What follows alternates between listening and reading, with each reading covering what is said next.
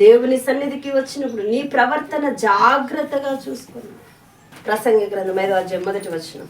నీ దేవుని మందిరమునకు పోవునప్పుడు నీ ప్రవర్తన జాగ్రత్తగా చూసుకుని బుద్ధిహీనులు అర్పించినట్లుగా బలి అర్పించుట కంటే సమీపించి ఆలకించుట శ్రేష్టము. ఆమేన్.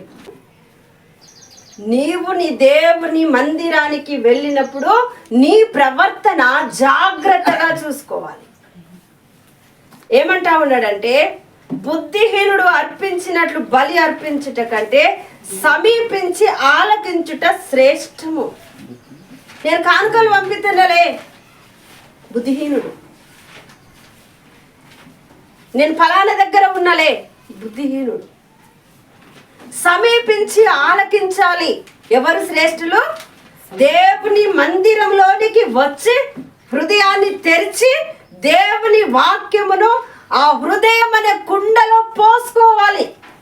ఆ హృదయం అనే కుండలో దేవుని వాక్యం అనే విత్తనాలను మనము స్టోర్ చేసుకోవాలి. బుద్ధిహీనుడు అర్పించినట్లుగా బలి అర్పించుట కంటే సమీపించి ఆలకించుట శ్రేష్టము. బుద్ధిహీనతతోని దూరము నుండి బలులు అర్పించవద్దు. దూరం నుండి మీ సంఘానికి కానుకలు పంపిస్తున్నాము, అది ఒప్పుకునే సంఘము కాదు. దూరం నుండి మేము ఈ వస్తువు పంపిస్తాము, ఆ వస్తువు పంపిస్తాము, అట్లా అవన్నిటినీ సంఘం ఒప్పుకోదమ్మా. సమీపించి ఆలకించాలి, అది శ్రేష్టము. ప్రియమైనటువంటి దేవుని బిడ్డలారా, బుద్ధిహీనుడు అర్పించే బలుల కంటే సమీపించి ఆలకించడము శ్రేష్టము.